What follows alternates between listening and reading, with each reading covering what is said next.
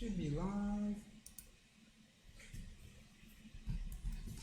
Trying to figure out this new Facebook setup. It's really frustrating. You gotta switch things like for no reason. Trying to see what if you're actually live or not on Facebook. What's going on YouTube? How's everybody doing?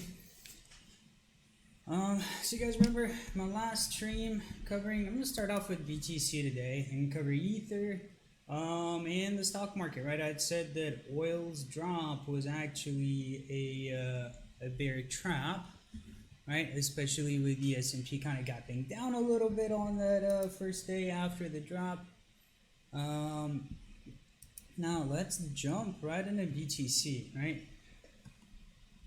As you can see, we had that big pullback down, big sell-off, flash crash, big deal. And you know, just a few days ago, I think 2 days ago, I was streaming, and I believe we were at like right around this zone, like 67, 68, and I was saying I'm expecting up movement. And yesterday, before the breakout, during the breakout, as we started, I put out a hedge signal for the guys in VIP, saying we're gonna try to hedge that 77.40.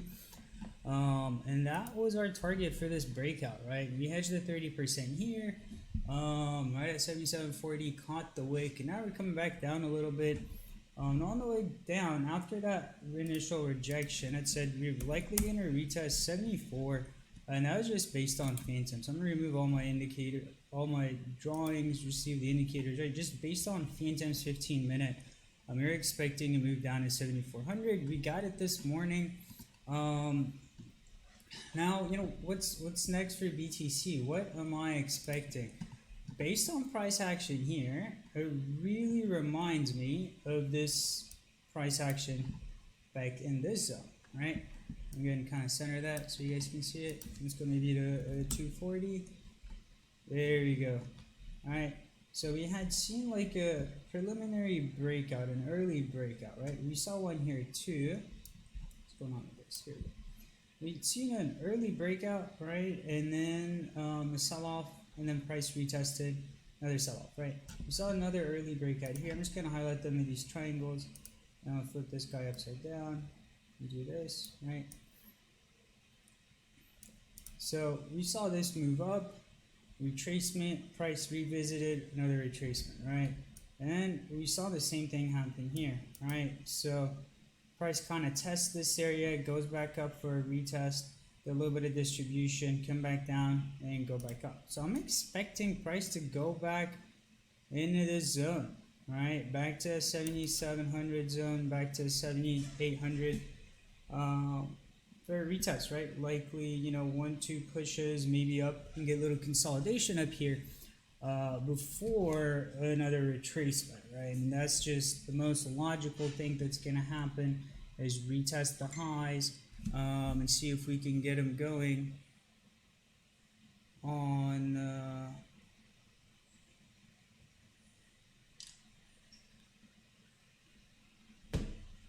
get that, you know, get back up into that high zone.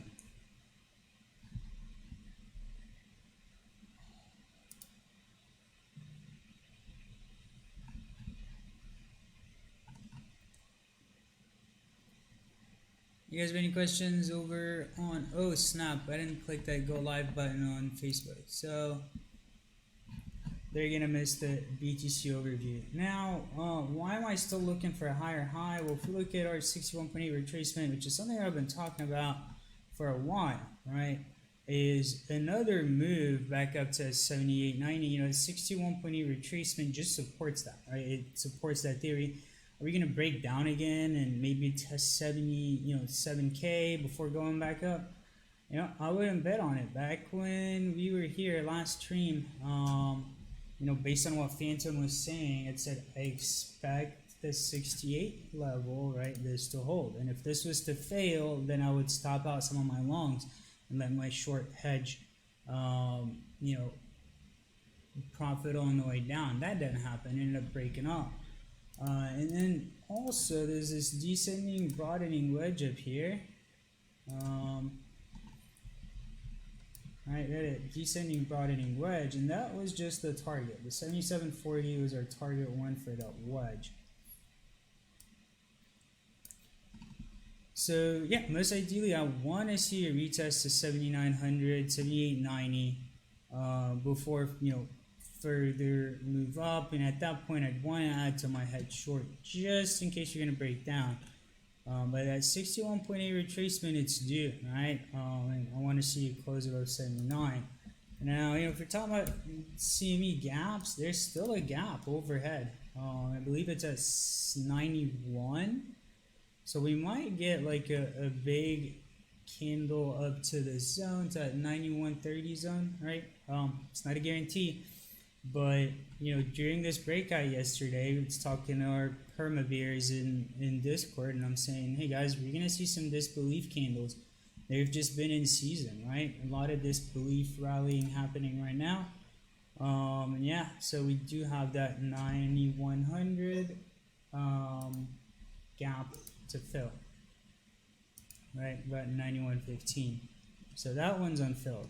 I'm not saying it's gonna be a straight shot over there, but that's why we're taking this play by play, hedge by hedge, and just trying to figure out what the next move is, instead of betting on, oh, we're going to 10K and we're not gonna hedge and end up getting wrecked. Morning, Delilah.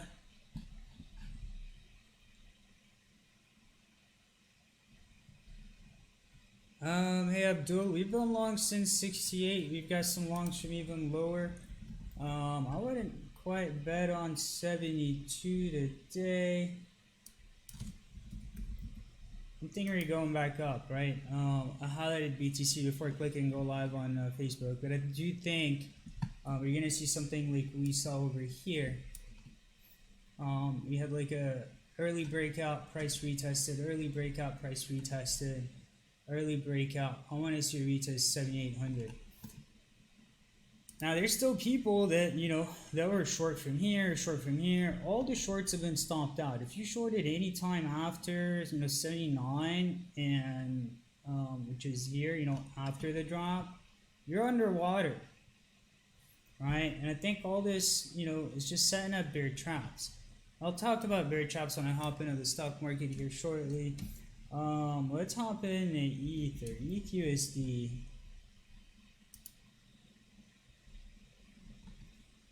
Alright, so I had drawn these resistance lines yesterday. Price didn't quite get up to like the last wick. And we could say, there is a wedge here, right? Potentially. Let's just stick to candle bodies, right? And we could say there is a wedge here. Where are we in terms of 61.8? I'm gonna lose this last swing high, and you still have ways to go, right? The 61.8 is at 213. The lower is 61.8. We're kind of testing it, right? We are testing it. But I'm still aiming for 213 on Ether. I'm still not long. We have partial hedges, but I do want to see a move up and above. More interesting, I was looking at BTC, sorry to kind of hop back and forth, and on the daily, we're seeing something we haven't seen in a while, which is RBI, our in-house momentum oscillator, right? It's the relative breadth index. It just had a bull break, right? It just had a bullish break. Last time we saw one of those was over here, around like mid rally. So I'm just gonna drop one of these guys, a vertical line, match that up on price, right? So there's a considerable rally after this bull break, and we haven't seen any fake outs on the daily on these bull breaks. Maybe back here we did, right? But there's still considerable another up candle after the fact, and here momentum was up but price was down, right? So we did have a little bit of a divergence, but that was the buy signal. It's looking more and more interesting. my case, I'm betting, we're gonna revisit 78 before we break down like to 67s. Before we break back down, we're gonna retest that 7800 mark. All right, going into let's look at the S&P. Some ugly trend lines, rising wedge, descending broadening wedge. Price is currently holding above the above 278, above our Fib. I'm gonna remove all my drawing tools and just start fresh. Alright, so we got our swing high, down our swing low, and price is holding above the 50. Alright, I'm expecting a move to 292, 293. That's been my target since like 246. I do think that this last oil crash, right? Everybody was expecting another meltdown from the market because, oh my God, oil's dumping again. We're gonna get wrecked, short everything, right? I mean, last time oil dropped, that was a viable play. This time, oil dropped. S&P opened over here. Where's my circle tool? Right? S&P opened right there after the oil drop, and then lots of probably people saying, oh, I'm going to short the market because oil just crashed, right? And then what happened the next day? Futures gapped up. These bears are trapped underwater.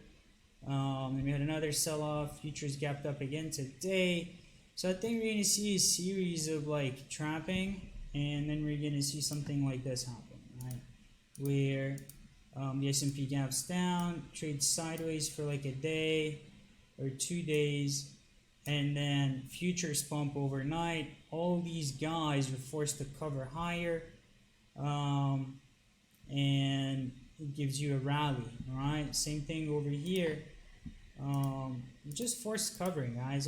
That's what the Fed does. That's what they've done. 2018, 2019 is whenever the Fed's actively, quote unquote, not manipulating the market, but doing what they do, they're interfering. This is kind of how they deal with things. Is wait till price goes low, people sell low, and then they're forced to cover higher, create a squeeze, create another squeeze, right? And that's just going to be the model, right? And I think that's how they plan on getting us out of this correction, which is very similar to what happened here. I mean, I don't know how many of you guys, I see a lot of Twitter accounts, I read this on Twitter, saying all these crypto traders, trading the S&P like it's Bitcoin, thinking, oh, it's going to keep coming down, or it's going to zero, or, and so forth. They don't realize, they probably didn't trade 2018, they didn't trade 2019, they didn't trade these corrections where futures do gap up and move the chart higher. And that's just, you're shorting into the Fed, guys. The Fed can print more money than you can short with. And like, you can see these squeeze setups over here. It comes down, like paint some kind of bear flag. Right, you see this. I learned from shorting these, right? I learned when to stop shorting, where the liquidity levels are, when the Fed interferes. Alright, you see something like this, you're like, oh my God, bear flag gonna break down. Boom, no, they gap it up, they squeeze this entire range. So, Marshall, morning. Good job on keeping that long open, man. Way to go. Alright. Let's take on some questions. ETH BTC is looking, it's still looking good. There's a little bit of a bearish divergence in some of the larger time frames. I'm still holding my long. Let's go to the Bittrex chart. I do have my trend lines there. This just has bigger trend lines, a bigger trend. Let's remove this guy and remove this guy. Let's go to the 3-day. Bam. Got some interesting figures here. We're going to ignore those for now. It's kind of highlighting, if we were here and Ether was to go on a big Ether surge, it's done 1,000% on spot. Some of us are on 50x leverage.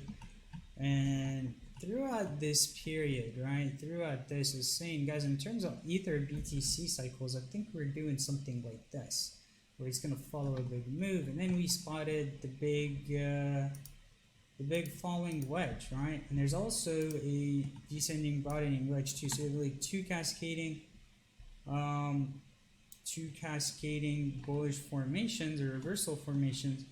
We have yet to test 2627, right? The target or the resistance on the descending broadening wedge, just so you guys can see it. Alright, so descending broadening wedge, and these are a 5 count, and we do have our 5 count. So I want to see this get tested. I want to see it close above 0.026, a test here, and then at that point, you know, we're looking for 61.8, which is 0.032. Right, and we're still opening above, we're still trading above resistance. So this is kind of the retest zone of, is this falling wedge going to break out or not? It will Ether outperform BTC in the next run. That's a really important, you know, that's a really important question to answer, and it's really important exposure, because if Ether was to go one of these surges, right, that's a big potential play. Let's say before BTC USD starts to pump, right? Because if one is an ETH BTC and ETH BTC does like 300-400%, and you've got exposure to that, then BTC USD gets ready for the pump, and you do your flip whenever you think it's ready.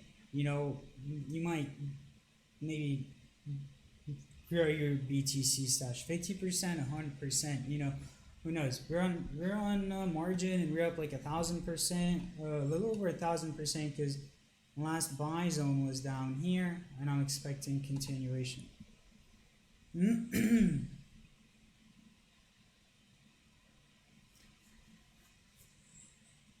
All right.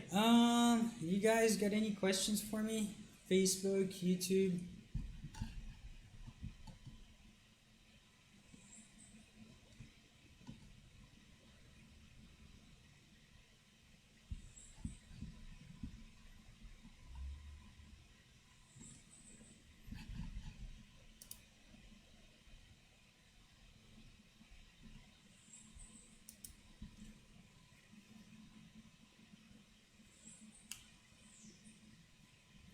Okay, monthly bearish, weekly looking bullish. Okay, so question from Drew is, can you explain why BTC futures rather than perp is preferred? Is that because of funding fee? Yes. So the reason I trade futures is because I can you know, say on a September future, I can buy BTC as 6,800 or 5K. And if it was to run up to like 14K between now and September and not come back down to my entry or liquidate me, right? At that point, I can hold my Bitcoin. A futures contract can allow you to hold that position through expiration without paying any funding, without ever having to worry about the funding rate, right? Which can be crazy. I've seen it up to like 0.5, which is ridiculous. I've been on exchanges like Bybit, and that's why like I laugh at people that trade on Bybit and that just trade perps. I've been on exchanges like Bybit where I had an Ether position open and I had to literally send more money to the exchange to keep that position open.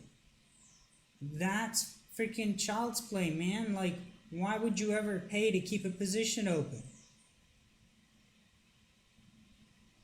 With futures, you don't get that type of exposure to the funding, right? It doesn't matter if a future is at a discount or at a premium. There is no funding, there is no interest. So yeah, you can hold your position until expiration without having to worry about what the spot price is and what the funding rate is and whether you're going to be paying or getting paid on that.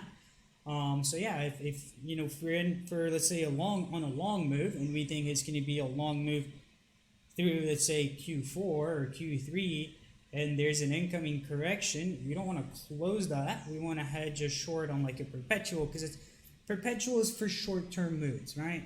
That's how I see it. ETH on monthly bearish but weekly looking bullish. I don't know if you're talking about the ETH BTC or ETH USD. I think the monthly's looking good, man. That's just sideways consolidation over here. We never seen that before. right? Like I don't see this as being bearish. It's still a wedge, man, especially on the weekly. So definitely a falling wedge on the weekly. Let's look at ETHUSD. Maybe that's what you were talking about.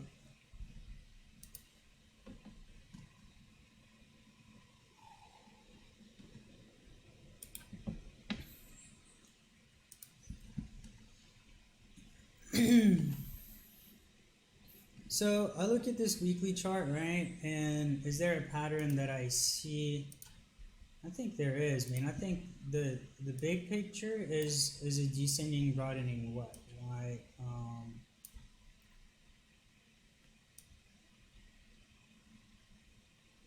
Like based on that is why I said buy, when during the crash, when I said when Ether was at like $100 and $98, I said guys buy Ether spot now, right?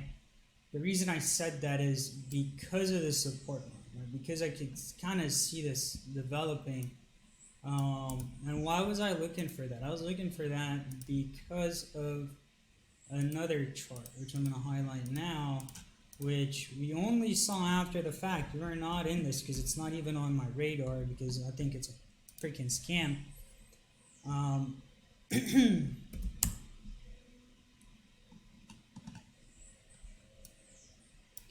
Right? The reason I was eyeing this is, was it this chart or the BTC chart? So, whenever this BSV breakout started, people were like freaking out, and I'll look at it and I'm like, guys, this is a descending, broadening wedge. We should have been in this trade, and we weren't because it's not even on my radar, right? But it doesn't matter. Like we make money elsewhere. So looking at these two charts, I can see a resemblance. I can see similarities. It's not the exact same wedge setup, right? But it's still a descending, broadening wedge type of flow.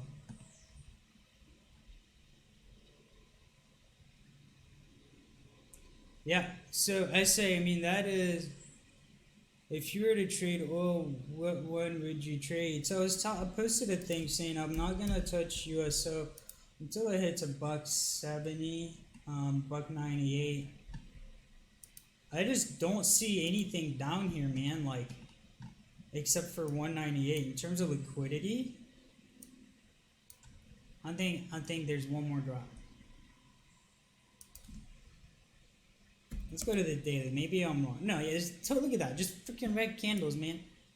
I'm not gonna touch this until 198, 175, and at that point, I would buy like $2 calls, and I'd make sure they're like 6 weeks out, right? And as it's going down, I'm gonna buy those calls because people are gonna be getting out of those positions like, damn, oh my god, it's not coming back, right? So, and I went over this chart last time,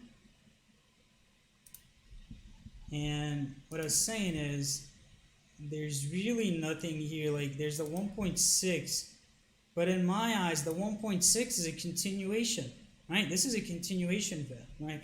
And I don't think we're here. I think what oil is doing is an extension off like this swing high to this swing low, right? Which puts it where I want to see it, right? Maybe I'm biased towards how I draw fibs, but I'm not touching this guy. Like, I don't care about this dead cat bounce. We're going lower. I think we're going lower. I don't care what Trump does. That's just what the chart is telling you. There is no liquidity here, right? 177, 175, like that's the most ideal spot for me. And what makes me say that? That's just my fibbing experience. And if we look at what oil has done previously, like in this range, right? There was no like mid-range break, but if we were to do an extension off this last range, look at that, right? This thing trades according to the laws of fibs every freaking time. All right, now trading this range would have been fantastic in hindsight, right? Like,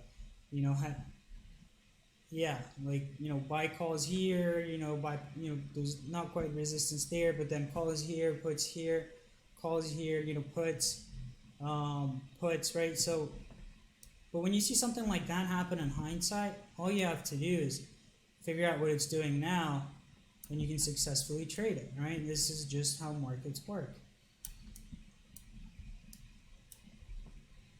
So that's my old chart. That's the one I have exposure to, and that's how I plan on trading it. I say, yeah, perps are for scalping. They're not for a swing. If you're gonna hold any kind of position for any significant time and you're using perps, you're doing it wrong. You're doing it wrong because the minute bias goes, the minute the market is biased with you and those perps are priced in your favor above spot, you're screwed. All right. Show me some charts. That signaled Tezos, right? I hadn't signaled Tezos all year. And then I signaled XTZ pretty early on this time, like right out the gates, 20.025, right? 2,500 sats. Out on that first leg up. This one was on my watch list. It's been like one of the top performing assets. I believe my signal was up here with a stop down here. It was a wider setup, but this one's moving. We're above the 61.8. Right, we're above the 61.8, and we're expecting, it's up 38%. Being above the 61.8, and this was like the second top performing crypto of the year, just behind Link. Let's see what Link is doing.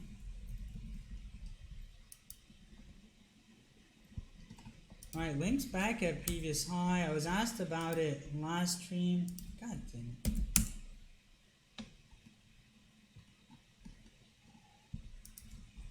I said we're seeing a bit of a wedge. And it broke down. They didn't break down far enough, right? I mean, if you're looking at the ETH-USD wedge and it does something like this, now we're back up. I'd still wait for a little bit more of a pullback here. I would. But, based on, the reason I'm eyeing this is to kind of see what Tezos is doing. If we're going to get any rejection somewhere, where to expect it, because they're slightly correlated. Let's kind of stretch this guy out. Alright, so we're below the 76, so going back to XTZ, I'm probably at a point where I might want to consider taking profit at that 36.99 mark, right? Just to lock in some of those profits. And that 43%, that's a good swing.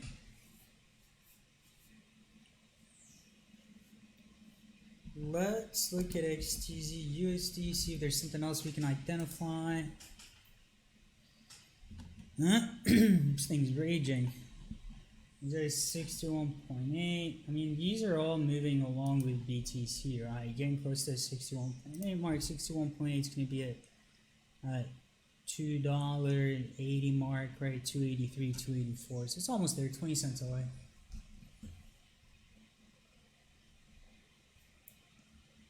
All right, Fam Bam. Looks like I'm not getting many questions. I believe Zeke was another top performer. Let's look at Zeke. I'll cover Monero too. So Zeke's correcting. Alright, Zeke's correcting. This is good. Let's throw on some Phantom. Let's use our scanner. Let's find the entry. Look at that. So midline's holding on the 1 hour. Let's go to the 4 hour. I'm not liking it. 5, 15.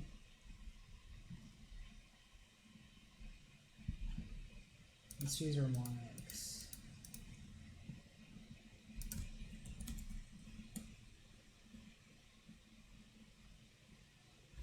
Yeah, Man, Zeke really like doing its own thing. I don't think we're gonna go that low.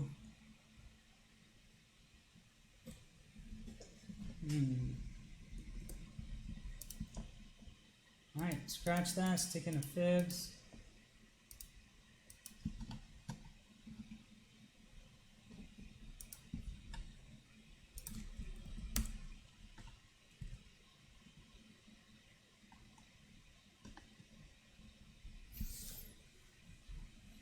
But this is interesting, right? You see like a rounding bottom 3 times, somewhat of a slanted inverse head and shoulders. If we get further continuation, let's see what this one's done. Right to that 61.8, right? Right to that 61.8. Actually, that's a 78.6. Never mind. Interesting. I'd expect continuation, right? Until BTC starts its real pump and alts start bleeding, I expect some more movement out of alts, more bullish altcoin. Alright, I think that about wraps it up for what I have, unless you guys have any questions. If not, thank you for tuning in. Thanks for being in the chat. Make sure to join us on Discord. Click the link, hop in Discord, catch some of these moves in real time. And I'd likely see you guys again on Sunday, Sunday evening. Today's Friday. Just to wrap things up, we're going to see CME close. We're going to see a lot of volatility. I'm expecting to see a lot of volatility before the close. And I want to see us back in that 7,800 range, right? Like that's the most ideal price action for me. And then wherever, Friday, 5 p.m. Central Time, price ends up, that's going to be the CME gap. So pay attention to that. That might give us a weekend play, whether long or short, back towards that gap. Other than that, thank you guys. Thank you.